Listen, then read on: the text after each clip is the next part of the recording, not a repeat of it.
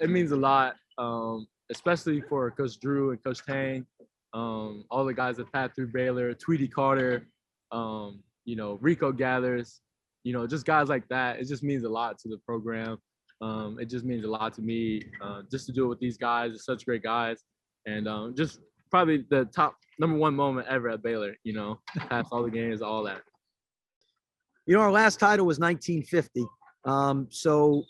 We've had a lot of great players that have helped work toward this. We finished second several times, and everyone's contributed with the fans and staff and players to get to this point. But couldn't be more proud of our players really persevering down the stretch. And again, coming off a 21-day pause is something that there's no past history recipe, things that tell you how to do things because every situation is different. I just know from most coaches, and I didn't tell our players this, but most coaches I talked to that were similar situations us said it takes 4 games to get your guys back. And the last 3 games, we got 2 wins and 1 loss, and we played great teams. So it speaks to their heart and their toughness, and couldn't be more proud of them. I was really proud of one thing, and that is after we had our prayer, I was able to beat them in the locker room, get the water ready, and get them. And I got the cold water ready for them too. Because we didn't know we had it until the final buzzer, and that was just like so much suspense, so much fight, I mean that like Mark got blocked going in. I think we were down, but I was telling Mark, I was like, hey bro, it's not over, like don't worry about it. And then Jared came down and had a layup. So I mean, it was super special, and it's a moment I'll never forget. I didn't realize it until probably tonight. I was like, man, that pause really killed us. Like, when everything broke out, I was just like, okay, we got to, some time off. We'll get back right. And it just wasn't the case. Like you lose some in-game shape, you lose just the feel for the game. So not looking back on it, it did hurt us. But like at the time, I didn't really think it was gonna hurt us. But we were playing our best basketball, and it's just up to us to overcome it.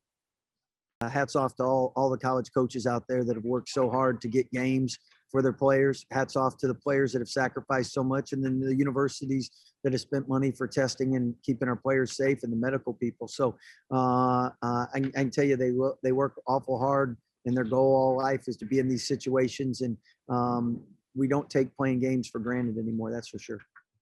That just shows who we are as a team.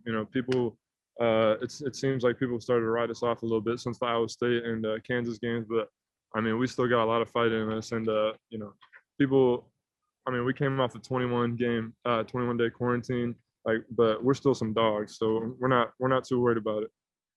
We had like what we called a revenge tour, and it was Washington, West Virginia, and TCU. So we checked all 3 of those boxes, and it feels pretty good. It was a grinder, I'm not gonna lie. We still kind of rusty a little bit. We're still kind of out of shape a little bit, especially for me. But like we just fought through. We knew it was gonna be a tough one. We knew West Virginia was gonna give us their best shot.